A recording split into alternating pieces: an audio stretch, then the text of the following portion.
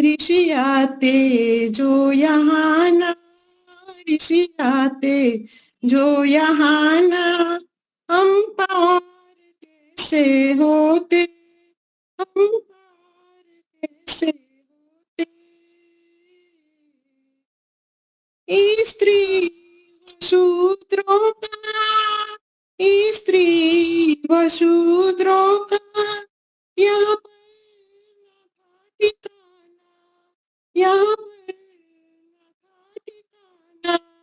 विधवाओं व अनाथों के, विधवाओं व अनाथों के उद्धार कैसे होते, उद्धार कैसे होते। ऋषि आते जो यहाँ ना, ऋषि आते जो यहाँ ना, हम पार कैसे होते, हम पार कैसे होते। जिंदा तो थे जहाँ में, जिंदा तो थे जहाँ में, जीर कैसे होते, अधिकार कैसे होते। मथुरा में जो गुरु की, मथुरा में वैदिक प्रज्ञा व्याख्यान माला में उपस्थित सभी को सादर नमस्ते जी। जैसा कि हम सभी जानते हैं कि आज और कल 2 दिन मुनि जी ने ऋषि बोधोत्सव मनाने के लिए रखे हैं, तो आप सभी को ऋषि बोधोत्सव की बहुत बहुत बधाइयां। और ये हम सभी जानते हैं कि मोरबी के टंकारा गांव में 1824 में स्वामी जी का जन्म हुआ, करसन जी तिवारी के घर में, और उनका बचपन का नाम उन्होंने मूलशंकर रखा था। वो अपने भाई बहनों में सबसे बड़े थे, उनके 2 बहन थी, 2 भाई थे छोटे, और 8 वर्ष की उम्र में उनका यज्ञोपवीत संस्कार कराया था। ब्राह्मण परिवार में उनके पिताजी जो थे बड़े ही कट्टर शिव भक्त थे। तो और एक वो राज्य की शासन में वो कुछ वहीवट के कुछ बड़े अधिकारी भी थे, और ये जागीरदार थे। तो उनके घर में सेवा के लिए सिपाही वगैरह भी रहते थे। मतलब बहुत अच्छे संपन्न परिवार था, कहने का तात्पर्य बहुत संपन्न परिवार था। और उनके पिताजी के कहने से उन्होंने 14 वर्ष की अवस्था में शिवरात्रि का व्रत रखा। तो शिवरात्रि के व्रत रखने पर उनको रात को जो एक अद्भुत घटना उनके समक्ष हुई कि शिव जी के मूर्ति पर जो है चूहे प्रसाद को खाकर झूठा कर रहे हैं, मलमूत्र कर रहे हैं। तो जबकि उन्होंने इतनी श्रद्धा से व्रत किया था, सभी आसपास बैठे हुए सो गए थे भक्तजन, लेकिन वो जागे रहे कि शिव जी आएंगे और दर्शन देंगे। उनको इतना पूरा विश्वास था, लेकिन उनका वह विश्वास टूट गया और उनके मन में एक जिज्ञासा हुई कि ये तो सच्चे शिव नहीं हो सकते। तो वही जिज्ञासा एक बोध बन गई, और वह केवल उनके लिए नहीं, एक मानव मात्र के लिए ये बोध बन गई। तो उसी दिन को हम बोध दिवस के रूप में आर्यजन मनाते हैं। अब हम थोड़ा सा बोधोत्सव के बारे में चिंतन करते हैं। ये एक मनुष्य का स्वभाव है, हम सभी का ही स्वभाव है कि हम हर चीज में थोड़ी थोड़ी खुशियां ढूंढते हैं, और एक जैसी दिनचर्या रहने से रोजाना वही कर्म वही दिनचर्या करते करते हम सभी ऊब जाते हैं। तो ये स्वभाव है मनुष्य का कि वह रोजाना की दिनचर्या से, एक जैसी दिनचर्या से हमेशा ऊब जाता है। तो उसके लिए हमारे देश में, हमारा भारत देश तो उत्सव प्रिय देश है, तो तरह तरह के उत्सव हमारे देश में मनाए जाते हैं। राष्ट्रीय उत्सव हैं, आध्यात्मिक उत्सव हैं, फिर ये अपनी ऋतुओं से संबंधित, होली, दीपावली, ये ऋतुओं से संबंधित हैं। तो ये जो उत्सव है ऋषि बोध उत्सव, ये आर्यजनों के लिए एक विशेष स्थान रखता है। हमारे लिए ये बहुत बड़ा उत्सव है, आर्यों के लिए एक तरह से। और जो उत्सव ऐसा होता है कि वो केवल एक व्यक्ति मात्र या कोई एक ही विषय तक सीमित रह जाता है, वह पूरा बोध नहीं होता। पूरा बोध उसे कहेंगे जो पूरे मानव मात्र के लिए कल्याण की भावना का हो, जिससे सभी मानव मात्र की का कल्याण होता हो, उसे हम कहेंगे पूरा बोध दिवस।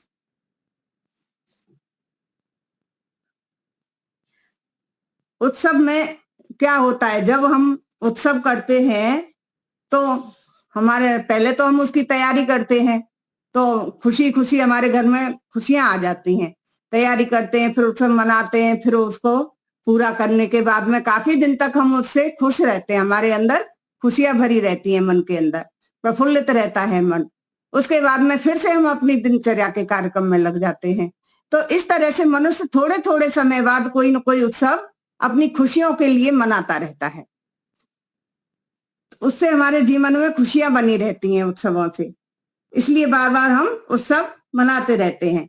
अब ये जो 14 वर्षीय बालक मूल शंकर के मन में उत्पन्न हुई जिज्ञासा बोध का कारण बन गई। जैसे तो सभी देखते हैं कि चूहा उस पर चढ़ा और कोई उसमें रिएक्शन नहीं होता किसी के मन में, लेकिन उनके लिए मूल शंकर के मन में एक ऐसी जिज्ञासा उत्पन्न हुई, वह मूल शंकर के ही कल्याण का कारण न बन करके मानव मात्र के कल्याण का कारण बन गई। जो उन्होंने सोचा कि ये सच्चा शिव नहीं हो सकता, तो उसके लिए उन्होंने फिर बाद में कितना परिश्रम किया, कितना पुरुषार्थ किया। आगे चलकर गुरु मिले, गुरुजी बनाए, उनसे पूरी शिक्षा प्राप्त की और जंगल जंगल, नदियों के किनारे, पहाड़ों पर, पता नहीं कहां कहां वो घूमे सच्चे शिव को ढूंढने के लिए। लेकिन सच्चे शिव तो नहीं मिले। जब सच्ची शिक्षा प्राप्त करने के बाद उन्हें ये ज्ञान हो गया कि सच्चा शिव, सच्चा ईश्वर कौन है, ये उन्हें ज्ञान के द्वारा मिल गया। तो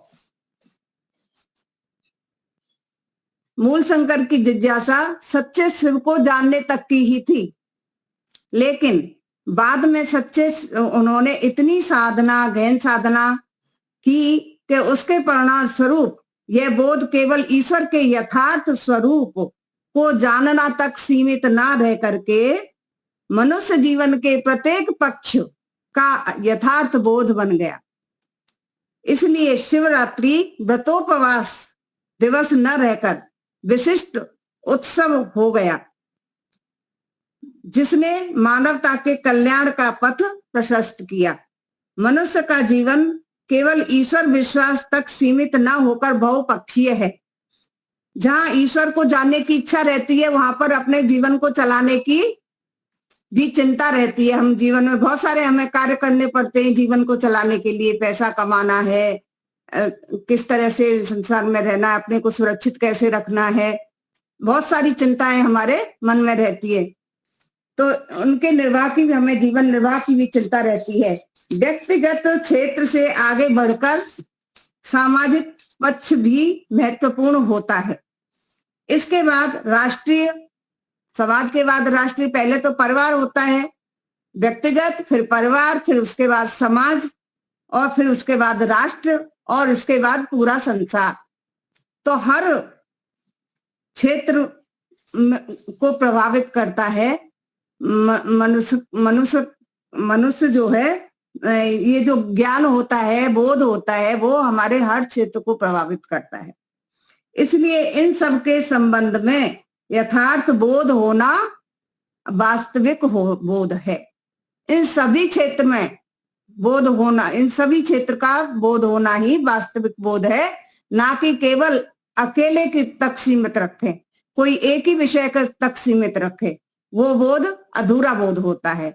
ये पूरे क्षेत्र में, पूरे समाज, परिवार, राष्ट्र, सभी तरह के मूल शंकर अपनी इस यात्रा में पहले दयानंद बने और उसके बाद उन्होंने आगे महर्षि बनकर जिस बोध से संपन्न हुए, उसने मानव जीवन के सभी पक्षों को अपने चिंतन का विषय बनाकर, जब उनके वहां से शिक्षा प्राप्त करके निकले तो वो घटना तो सभी को पता है कि उन्होंने लौंग दी दक्षिणा में, लेकिन गुरुजी रोने लग गए, बिरजानंद जी रोने लग गए कि मेरा ये एक योग्य शिष्य है और ये मुझे सिर्फ लौंग देकर चला जाए तो उससे क्या होगा। उनके मन में बहुत दर्द था। तो स्वामी जी को लगा कि ये क्या बात है, सो इतना मेरे गुरुजी इतने उदास हैं मेरे जाने से, शिष्य के लिए गुरु को इतना उदास होने की क्या आवश्यकता है, क्यों रो रहे हैं। तब उन्होंने अपने हृदय की बात कही कि बेटा मेरे भारत की, वो बहुत बड़े राष्ट्रीय भक्त थे, राष्ट्रभक्त थे वो। उन्होंने कहा बेटा अपने देश की हालत बहुत खराब है, बहुत सारी कुरीतियों में फंसा हुआ है भारत, तरह तरह की कुरीतियां थी, दरिद्रता थी, बहुत गरीबी थी, सब तरह से भारत की दशा दुर्दशा थी। तो बेटा मैं तुमसे दक्षिणा में ये तुम्हारा पूरा जीवन चाहता हूं, तुम मुझे अपनी पूरा जीवन दो, तुम ये पूरे ये देश में को जा घूम घूम कर यहाँ पर क्या क्या कुरीतियां चल रही हैं उन सबको देखो और इस देश का तुम कल्याण करो, वेदों का प्रचार करो, वेदों की शिक्षा घर घर तक पहुंचाओ, लोगों के अंदर जो ज्ञानता बसी हुई है उसे दूर करो बेटा। तो इस तरह की जब भावना उनकी उन्होंने सुनी तो उन्होंने सहर्ष स्वीकार कर लिया कि अवश्य गुरुजी मैं आपकी इस दक्षिणा को अवश्य पूरी करूंगा। और उन्होंने जीवन पर्यंत उस बात को याद रखा और उन्हें जीवन पर्यंत वो ये देश के लिए, समाज के लिए, मानव मात्र के लिए कार्य करते रहे।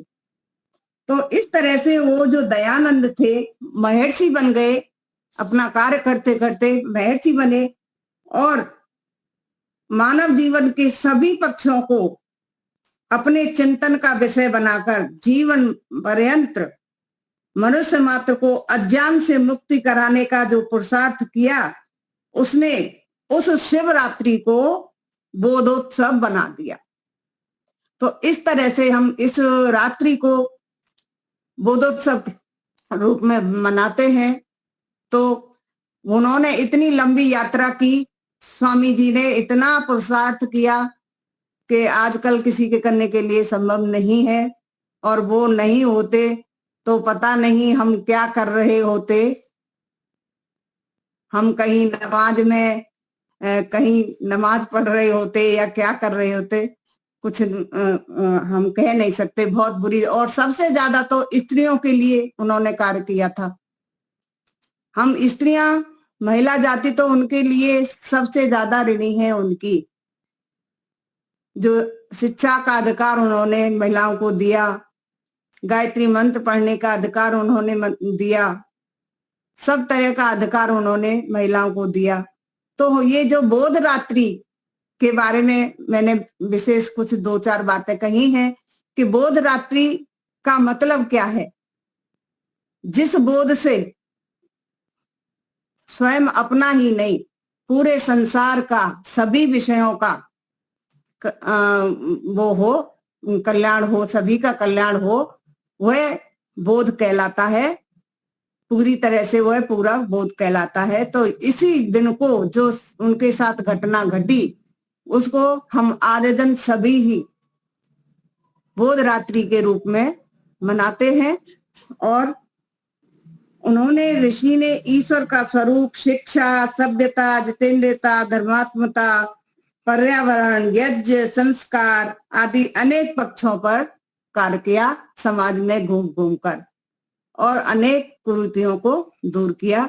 तो कहने के लिए अभी बहुत सारी बातें हैं, लेकिन मैं इसके बाद एक छोटा सा भजन लेकर अपनी वाणी को विराम दूंगी। जिस समय स्वामी दयानंद आए उस समय हमारे देश की हालत बहुत खराब थी, तो उन्हीं के लिए एक छोटा सा भजन है। देख कर देश के हालात सभी, देख कर देश के हालात सभी, एक दयानंद जरूरी है अभी, एक दयानंद जरूरी है अभी।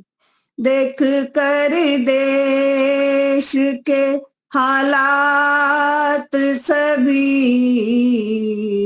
एक दयानंद जरूरी है अभी, एक दयानंद जरूरी है अभी। जमी रो रही रो रहा आसमां, जमी रो रही रो रहा आसमां, भाईचारा खोया है जाने कहाँ, भाईचारा खोया है जाने कहाँ, सभी ढूंढते हैं यहाँ से वहाँ, सभी ढूंढते हैं यहाँ से वहाँ। आर्य समाज ने तो देश को आजाद किया, बाद में किसी ने देखो इसी को न याद किया, इसी को न याद किया, इसी को न याद किया। एक दयानंद जरूरी है अभी, एक दयानंद जरूरी है अभी। देख कर देश के हालात सभी, देख कर देश के हालात सभी,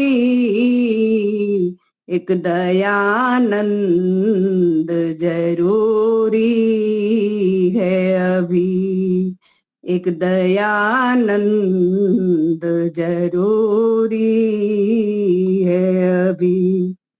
बहुत हो चुका धर्म की आड़ में, बहुत हो चुका धर्म की आड़ में, मंदिर और मस्जिद टूटे राड़ में, मंदिर और मस्जिद टूटे राड़ में, कहीं जाए इंसानियत भाड़ में, कहीं जाए इंसानियत भाड़ में।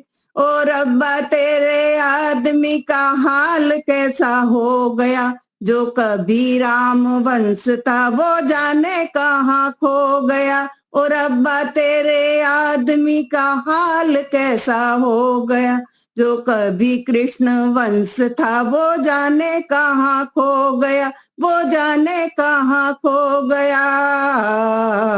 एक दयानंद जरूरी है अभी, एक दयानंद जरूरी है अभी। देख कर देश के हालात सभी, देख कर देश के हालात सभी, एक दयानंद जरूरी है अभी, एक दयानंद जरूरी है अभी। शिव के मंदिर में उस दिन शिव की ही रात हुई, मूल शंकर की देखो खुद से क्या बात हुई, बंदयानंद घूमा देश भर में वो गया, जोश जनता में भारी जोश जागा था नया, जोश जागा था नया। भ्रष्टाचार करते खटक वो बिना, भ्रष्टाचार करते खटक वो बिना, किससे शिकायत और किससे घृणा, किससे शिकायत हो किससे घृणा। तुम्हें जो मिला वो हमें भी मिला, तुम्हें जो मिला वो हमें भी मिला। रोजगार राजनीति आरक्षण बीमार है, कितनी मजबूर देखो लोगों सरकार है। और रोजगार राजनीति आरक्षण बीमार है, कितनी मजबूर देखो लोगों सरकार है, वो लोगों सरकार है।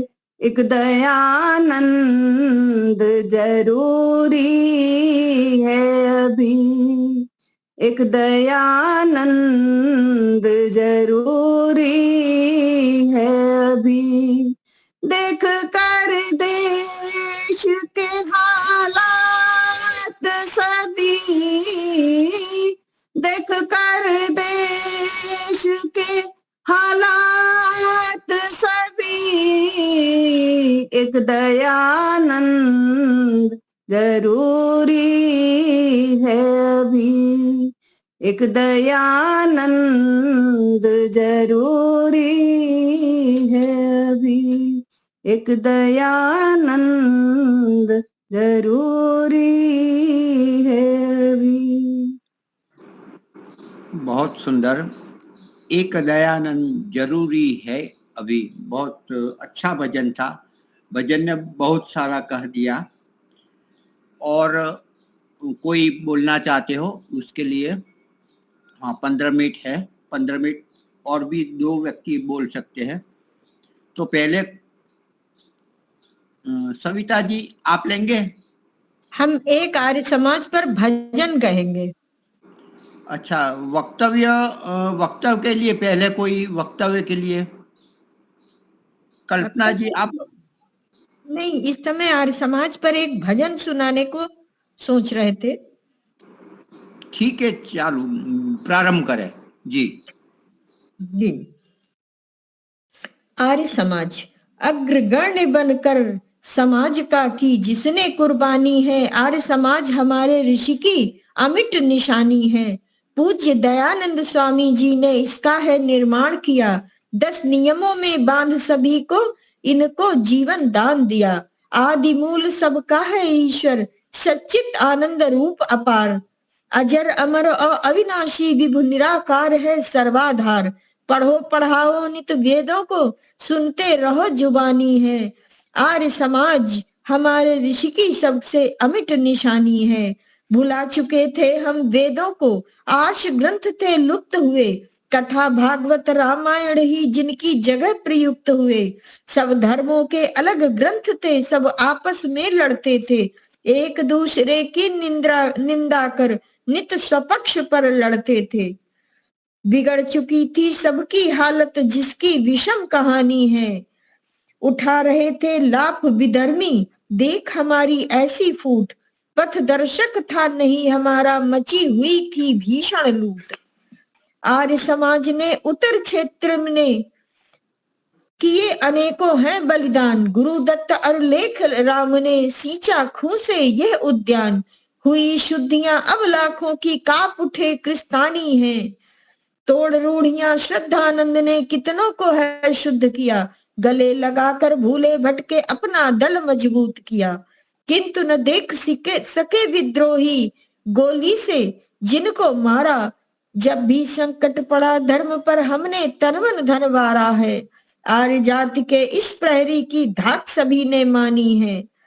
जुल्म निजामी से जनता जब दक्षिण की थी त्रस्त हुई, बड़े बड़े दिल वालों की भी जब थी हिम्मत पस्त हुई, उतर पड़े हम समर क्षेत्र में, 27 ने देकर प्राण, चकित किया था सकल विश्व को, रखी थी माता की शान, तेग निजामी के सम्मुख भी छाती जिसने तानी थी, वह यह वही आर्य समाज शक्ति पुंज है, जिसके भय से वैरी डरते हैं, देश धर्म के परवाने निज आन बान पर मरते हैं, मिशन अधूरा है स्वामी का, अभी उसे पूरा करना है, अभी दूर है मंजिल अपनी, बढ़ो तुम्हें हमें आगे बढ़ना है, आज विश्व के हर कोने में ध्वजा ओम फहरानी है, चरित्रवान हो देश हमारा, ब्रह्मचर्य व्रत हम पालें, भारत माँ की उन्नति में हम जीवन अपना दे डालें, बनो सभासद इस समाज के, धर्म भाव नहीं ऊना हो, यह समाज सभी के सम्मुख फिर से नया नमूना हो, हमें विश्व के हर मानव में जीवन ज्योति जगानी है। आर्य समाज की महिमा कितनी ही कहें कम है, उसको तो हम सुना भी नहीं सकते, दयानंद के ऊपर चले जाएं, उसका तो पार ही नहीं पा सकते, क्योंकि अगर दयानंद स्वामी ना होते तो शायद आज आप यहाँ बैठ के बोल भी ना पा रहे होते, क्योंकि जिन्होंने हमको वेदों का अधिकार पढ़ने का दिया, जो आप सुना रही थी गायत्री की महिमा, कि गायत्री मंत्र पढ़ने का अधिकार औरतों से छीन लिया गया, कितनी गलत, सोच सोच के मन घबरा जाता है, क्योंकि यही तो वो महामंत्र है जिसने हम सबको ऐसा, बिल्कुल ऐसा, क्या बताएं, हम तो कुछ कह ही नहीं सकते हैं, उनके बारे में कितना भी कहें कम है, अनंत है, कितनी कविताएं रच डाले वो भी कम है, कविता सुनाते चले जाएं तो कविताओं का अंत ही नहीं है, ना तो आर्य समाज पर और ना ही स्वामी दयानंद पर। धन्यवाद भाई साहब आपको। बहुत बढ़िया। और कोई बोलना चाहते हो? मुनि जी अपने मथुरा से। हाँ जी जी, प्रारंभ करें। अच्छा। ओ अग्ने नय सुपथारायि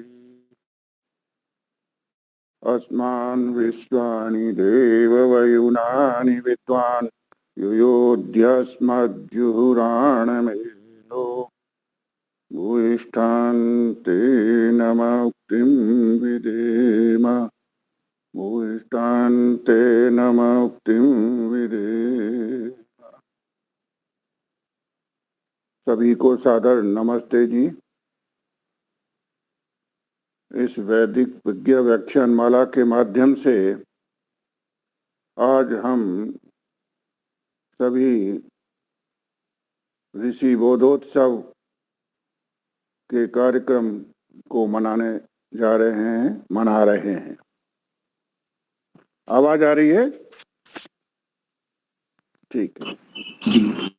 अभी इस व्याख्यान माला के अंतर्गत वानप्रस्था जी ने, सविता जी ने बहुत ही सुंदर विचार ऋषि के बारे में व्यक्त किए हैं। प्रारंभ से मैं जुड़ा था, तो ऋषि के ऋण को हम किस तरह उतार सकते हैं। ऋषि ने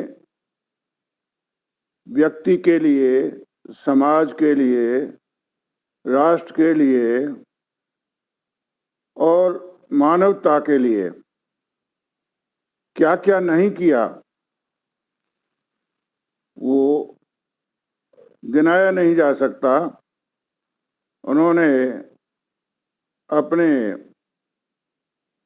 प्रारंभिक अवस्था से लेकर के और अंतिम सांस लेने तक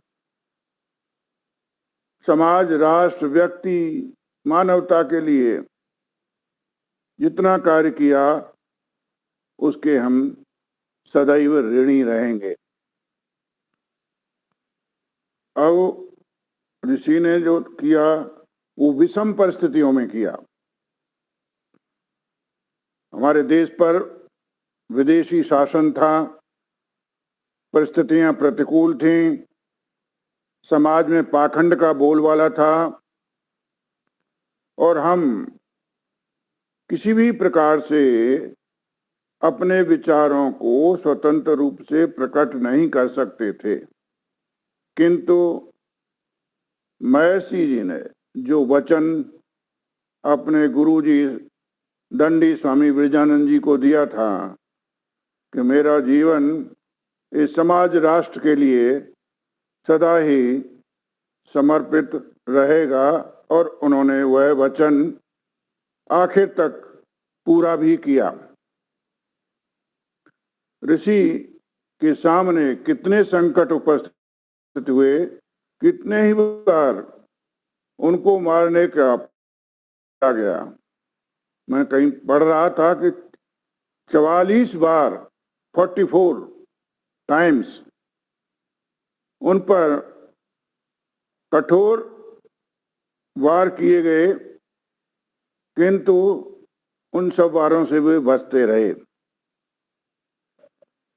एक अंतिम वार उनके ऊपर उस दुष्ट रसोइया के माध्यम से सफल हो गया, जिसकी वजह से वे अंतिम दिनों तक त्रस्त रहे, ग्रस्त रहे और उनका कोई इलाज नहीं हो सका और उनके प्राणों की आहुति हो गई। इस प्रकार आज हमारा सोचने का यह दिन है, जिसको कि हम बोध दिवस कह रहे हैं। बोध ऋषि को तो हुआ उस शिवरात्रि के माध्यम से, किंतु हमारा यह बोध दिवस चिंतन दिवस के रूप में होना चाहिए कि ऋषि ने जो कार्य किया है उस कार्य को हम किस प्रकार से आगे बढ़ा सकते हैं। हमारे समाज के भीतर जो बुराइयां हैं, पाखंड हैं, दुष्प्रचार हैं, उनको हम किस प्रकार से दूर कर सकते हैं। इस तरह से हम सच्चे रूप में तभी उस महर्षि को श्रद्धांजलि दे सकते हैं जबकि हम अपने स्वार्थ से ऊपर उठ करके समाज, राष्ट्र, व्यक्ति और मानवता के लिए कुछ कार्य करें। इस समय जो देखा जा रहा है, कुछ गिने चुने लोग ही इस दिशा में कार्यरत हैं, कार्य कर रहे हैं ईमानदारी से। बाकी सब कुंडली लगाए बैठे हैं, संस्थाओं को पकड़े बैठे हैं, कार्य नहीं हो रहा है। जबकि आज परिस्थितियां हमारे अनुकूल हैं, शासन हमारा है, सुविधाएं हमारे पास हैं, जबकि उस समय तो कोई सुविधाएं नहीं थी। लोग इधर उधर जैसे तैसे कार्य करते थे। आज परिस्थितियां अनुकूल होते हुए भी, शासन अपना होते हुए भी, शिक्षा व्यवस्था अपनी होते हुए भी हम उतना कार्य नहीं कर पा रहे हैं जो ऋषि विषम परिस्थितियों में हमारे कर गए हैं। तो यह एक चिंतन दिवस, बोध दिवस के साथ ये हमारे लिए चिंतन दिवस भी है कि हम उस ऋषि के विचारधारा को, चिंतन धारा को आगे किस प्रकार बढ़ा सकते हैं। मैं कई बार सोचता हूँ, देखता भी हूँ कि आज हमारी संतति का ह्रास हो रहा है। हम देख रहे हैं समाज में जो दंपति हैं वो एक से ज्यादा बच्चा पैदा नहीं कर रहे हैं। वो भी कई सालों के पश्चात, शादी विवाह होने के कई सालों के पश्चात एक बच्चा हो जाए तो बहुत समझो। वो केवल अपनी सुख सुविधाएं देख रहे हैं, तो ये बहुत बड़ी विडंबना है। आगे चल के 10-12 साल में दूसरे विधर्मी लोग हमारे ऊपर किस प्रकार से हमला कर सकते हैं, जैसा कि समाज में यत्र तत्र हम देख भी रहे हैं, हमला हो रहे हैं। जहां हमारी सरकारें नहीं हैं वहां पर हमारी दुर्वस्था है। तो इस दुर्वस्था की ओर भी हमें देखना होगा। हमें अपनी संतानों को बढ़ाना होगा और हम उन संस्थानों को शिक्षित करें। शिक्षित भी ऐसे शिक्षालयों में करें जहां पर के वेद और शास्त्र की शिक्षा दी जा रही हो अथवा गुरुकुलीय शिक्षा प्रदान की जा रही हो। तो ऐसी स्थिति में ही हम ऋषि के प्रति सच्चे श्रद्धांजलि के पात्र बन सकते हैं। मैं बहुत अधिक कुछ नहीं कहता हुआ इतना ही कहूंगा कि हमें ऋषि की विचारधारा पर आज चिंतन अवश्य करना चाहिए। हम किस तरीके से आने वाली पीढ़ी को उस तरफ ले जा सकते हैं जिस तरफ के ऋषि की विचारधारा थी। ऋषि के विचार समाजोन्नति की थी, राष्ट्रोन्नति की थी, व्यक्ति के उन्नति की करने की थी। इस दृष्टि से हमें मानवता के कल्याण की ओर अपने भावी पीढ़ी को बढ़ने के लिए प्रेरित करने के लिए हमें यत्र तत्र या जब समय मिले हमें प्रयास करते रहना चाहिए। इन्हीं शब्दों के साथ मैं आप सबको बहुत धन्यवाद करता हूँ, साधुवाद देता हूँ। ओम शम। बहुत सुंदर। और कोई बोलना चाहते हो? आज क्यों संख्या कम है? बोलने वाले भी कुछ थे आज, वो भी नहीं दिखाई दे। कुछ बोल दे, हम बोल देते।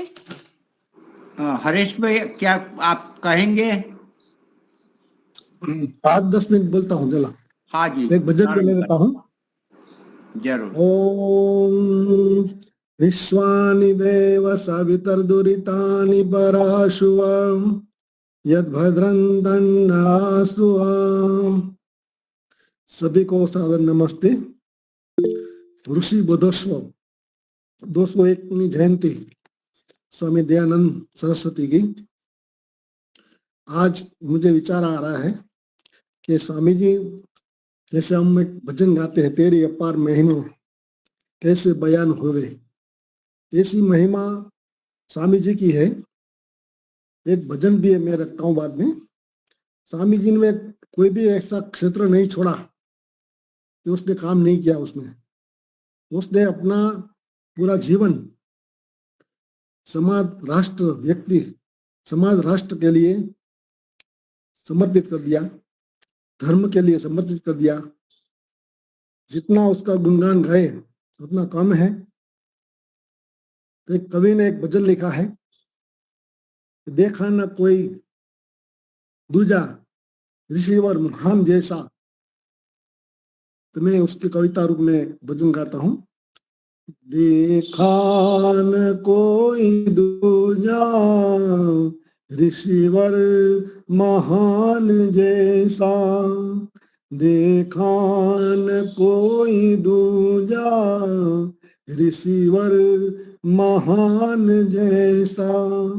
एक और सारी दुनिया, एक और वो अकेला, एक और सारी दुनिया, एक और वो अकेला। कुछ साथ में नहीं था, चेला न कोई चेला। दुनिया की हर सितम को, दुनिया की हर सितम को मर्दानगी से झेला। देखा न कोई दूजा ऋषिवर महान जैसा।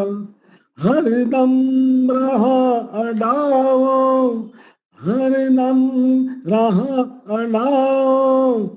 सोने सोते चट्टान जैसा, देखा न कोई दूजा ऋषिवर महान जैसा। देखा किसी का दुख तो ऋषिवर की आंखें रोई। देखा किसी का दुख तो ऋषिवर की आंखें रोई। जग के लिए ऋषि ने रातों की नींद खोई जग के लिए ऋषि ने, रातों की नींद खोई। देखे अनेक त्यागी, देखे अनेक त्यागी, ऋषिदास जैसा न कोई, देखा न कोई दूजा, ऋषिवर महान जैसा।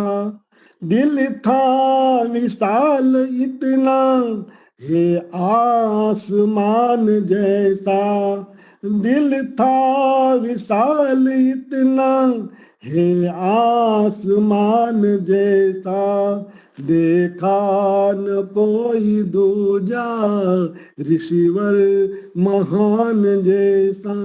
है आर्यो तुम समाधि मेरी नहीं बनाना, है आर्यो तुम समाधि मेरी नहीं बनाना। मेरे तन की राख लेकर खेतों में जा गिराना, मेरे तन की राख लेकर खेतों में जा गिराना। वेदों के पथ पे चलना, वेदों के पथ पे चलना, संसार को चलाना। बन जाए साम जीवन, बन जाए साम जीवन, ऋषिवर महान जैसा, गुरुवर महान जैसा, देखा न कोई दूजा, ऋषिवर महान जैसा। सत सत नमन ऋषिवर को, आपको सबको सभी को नमस्ते। बहुत बढ़िया, बहुत बढ़िया, बहुत ही बढ़िया। अभी और कोई? हम एक बोलना चाहते हैं। क्या बोलूं? जी नहीं, हाँ, कमला जी आप पहले लीजिए। कल फिर से होने वाला है, कल भी भजन लेंगे। कमला जी आप ले लीजिए। हाँ जी, ओ मैं लेती हूँ। सबको सादर नमस्ते।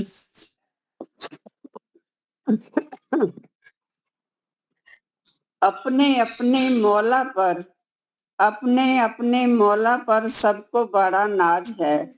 मेरा दयानंद तो सबका सरताज है, मेरा दयानंद तो सबका सरताज है। कहूंगा पीरों पैगंबर से, कहूंगा पीरों पैगंबर से, तुम रुतबे में हारे हो। दयानंद 14वीं का चांद है, दयानंद 14वीं का चांद है। तुम सब टिमटिमाते सितारे हो, तुम सब टिमटिमाते सितारे हो। अपने त्याग और तपस्या के बल पर दयानंद ने ऋषि तत्व प्राप्त किया था, अतः उन्हें महर्षि दयानंद सरस्वती कहना सार्थक है।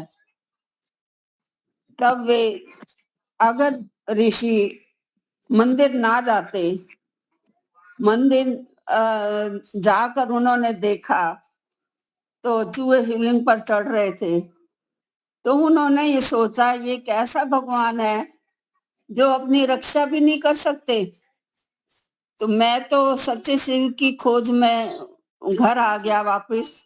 तो घर आके अपनी माँ से कहने लगा, माँ मुझे खाना दे दो, मैं ऐसा व्रत नहीं करना चाहता जो शिव जी अपनी रक्षा भी नहीं कर सकते।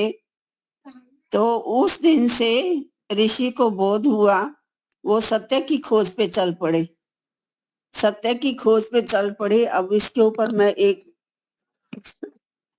और जब ये एक उदाहरण और देती हूँ। जब वो बहन और चाचा की मृत्यु को एक आदर्श स्थापित करना है,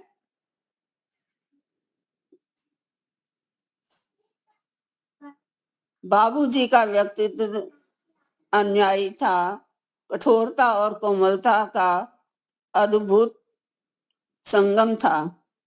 बच्चों को पढ़ाई लिखाई और अनुशासन को लेकर ये बहुत कठोर थे। वैसे व्यवहार में बहुत साल और मुक्त थे। खाने पीने के बहुत शौकीन थे। मिष्ठान खाने में उन्हें विशेष रुचि थी। माँ उनके खाने का विशेष ध्यान रखती थी। बाबू उनकी भ्रमण करने का बहुत शौक था। इसी पर एक गीत बोलती हूँ।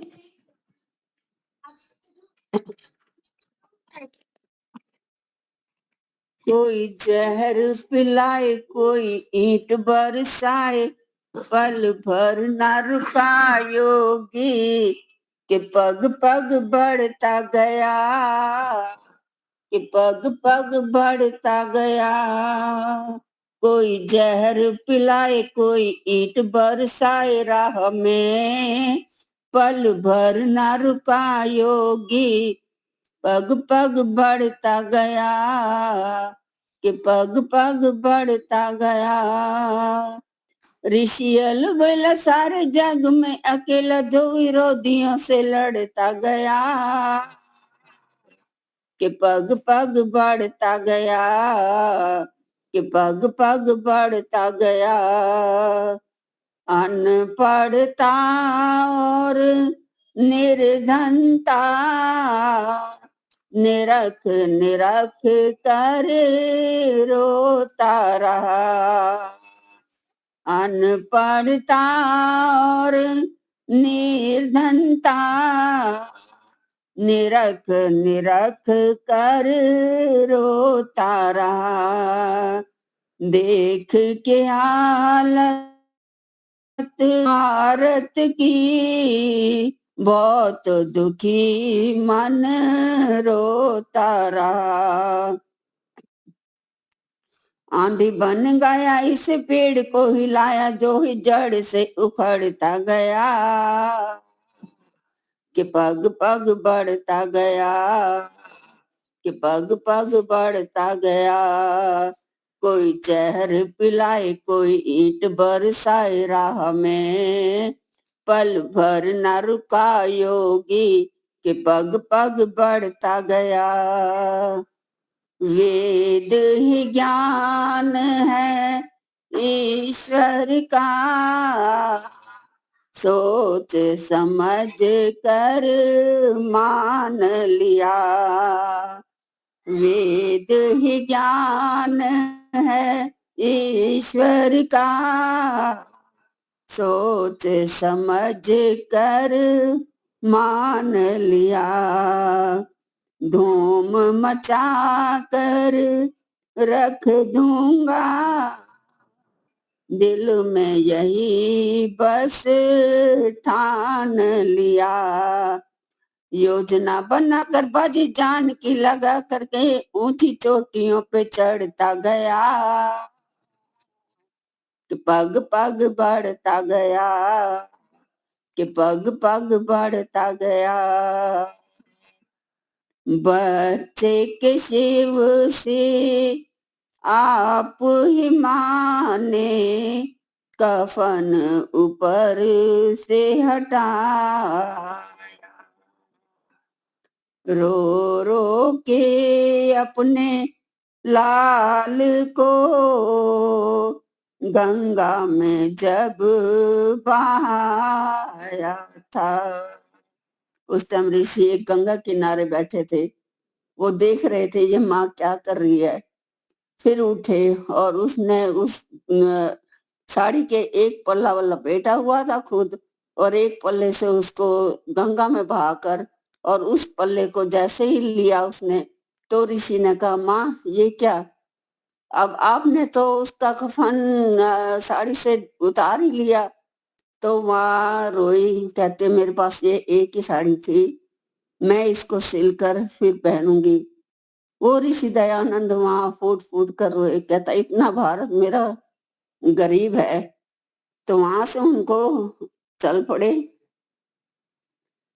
धर्म धुरंधर पंडित भी छल बल के संग आते रहे।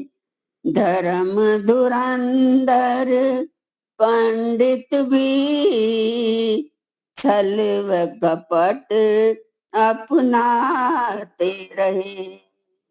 जब शास्त्रों में कुछ ना बना, छल व कपट अपनाते रहे। छुपते छुपाते अपनी जान की लगाते, उन पर ही रगड़ता गया कि पग पग बढ़ता गया, कि पग पग बढ़ता गया। कोई जहर पिलाए, कोई ईंट बरसाए राह में, पल भर न रुका योगी कि पग पग बढ़ता गया, कि पग पग बढ़ता गया। पर उपकार की राहों पर चलते हुए सुख पाया नहीं। उन्होंने कुछ भी नहीं देखा, ना ऊंचे टीले, ना बर्फ, ना कुछ भी। ऐसे चलता रहा, बल्कि उनके पैरों में छाले पड़ चुके थे, खूनाखून हो रहे थे, फिर भी मेरे ऋषि दयानंद चलते रहे। पर उपकार की राहों पर सुख पाया नहीं। तन पे संकट लाख सहे, पथिक कभी घबराया नहीं।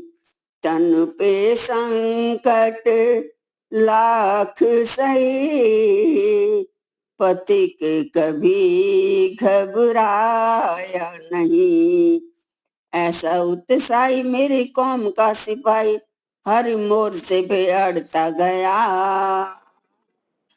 कि पग पग बढ़ता गया, कि पग पग बढ़ता गया।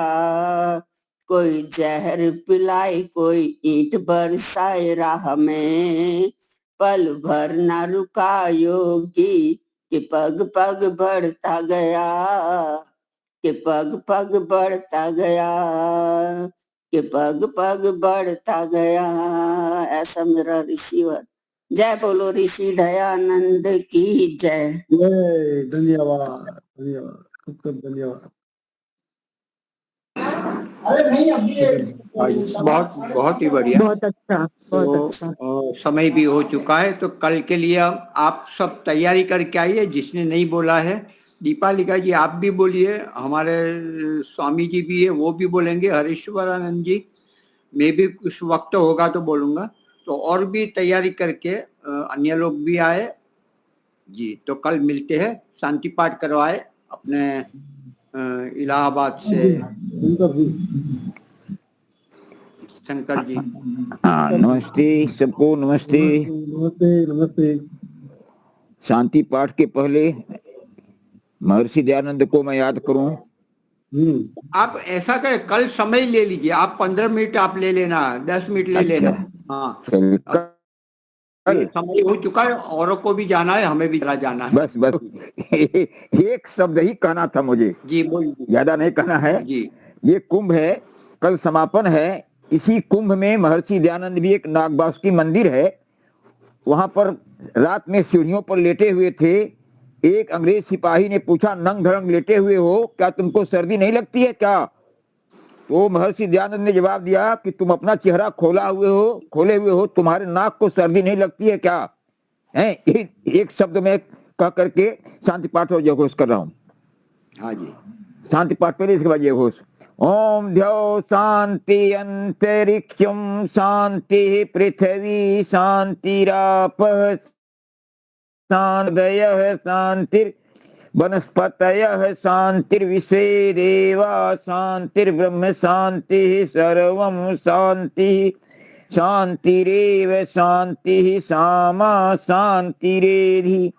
ओम शांति शांति शांति। जय घोष। जो बोले सो अभय। सत्य सनातन वैदिक धर्म की जय हो। मर्यादा पुरुषोत्तम भगवान राम की जय हो। योगराज भगवान कृष्ण की जय हो। जय हो। व्याकरण सुर गुरु विरजानंद की जय हो। युग प्रवर्तक महर्षि दयानंद सरस्वती की जय हो। भारत माता की जय हो। गौ माता की पालन करो। देश के अमर शहीदों की जय हो। वेद की ज्योति जल्दी रहे। ओम का झंडा ऊंचा रहे। आर्य समाज अमर रहे। सत्यार्थ प्रकाश घर घर अमर पहुंचे। रहे। प्रणव ध्वनि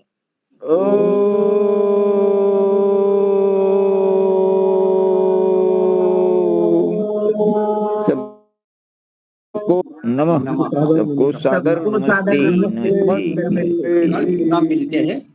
हम सभी को आना है, वक्ता भले नए हो या पुराने हो, तो हम सबको आना है, औरों को भी प्रेरित करना है। सुशील जी, आप भी कल तैयारी करके बोलिए।